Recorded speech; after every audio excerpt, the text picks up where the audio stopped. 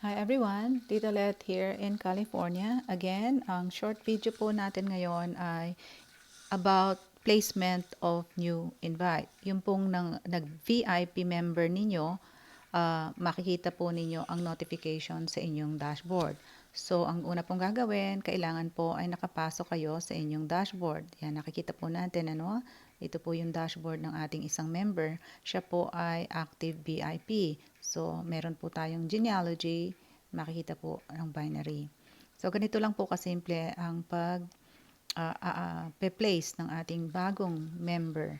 So, ngayon, nandito ako sa genealogy niya at nakikita natin itong yellow bar. So, kapag may yellow bar po tayo, it's either activation of your code or placement of your new member. So, nakalagay dito, you have 1 referrals pending for placement. Auto placement will occur after 48 hours of activation. And then, meron po ditong maliit na view. Ang ibig sabihin po ng 48 hours, kung halimbawa, natutulog tayo and then hindi natin namalayan na may nag-purchase sa atin na VIP around the world. So, hindi po natin alam, no? So, pag nalimutan ninyong puntahan yung inyong dashboard, that means mag-place na po siya sa automatic sa inyong legs kung saan po nakaset. Kung i-check nyo po sa inyong profile, dito sa maliit na wheel sa kanan, katabi ng ating logout icon, ito pong parang gulong, ay isi-set nyo po doon kung saan nyo gustong nilalagay yung mga auto placement. So, kung left or right. So, in this case, hahabulin natin yung 48 hours at tayo na po ang magpe-place. So, what you need to do is step 1, i-click po itong view. So, I click the word view.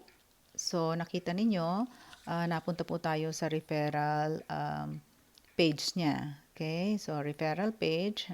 Andyan pa din po yung ating yellow bar. Referral page is eto po.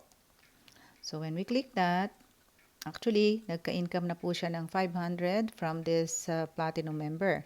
So, imagine kung meron kayong, makuha kayong mga 10 platinum members, 5,000 na po yun, di ba? Direct po yan. Kahit po ang inyong membership ay gold lamang. So, in this step, nakita po natin na may set for placement. Ito pong sa kanan, sa dulo. I-click po natin yan. Ang member niya po na to ay galing pa sa Mexico. So, click set placement. And then, pipili po tayo nung inyong lugar na paglalagyan. So, let's try, ilagay natin sa right. So, are you sure you want to place referral here? Teka po, ilagay natin sa right niya. So, yan po ay nawala na dito sa kanyang active placement pending. So, yan po ay napunta na dito sa activated. Click po natin itong activated sa dulo. Ayan, nadagdag na po ito sa line niya ng mga activated members. Kung gusto niyo pong makita yung mga nag-sign up sa inyo, dito po nakikita yon sa sign up. Okay, so ngayon,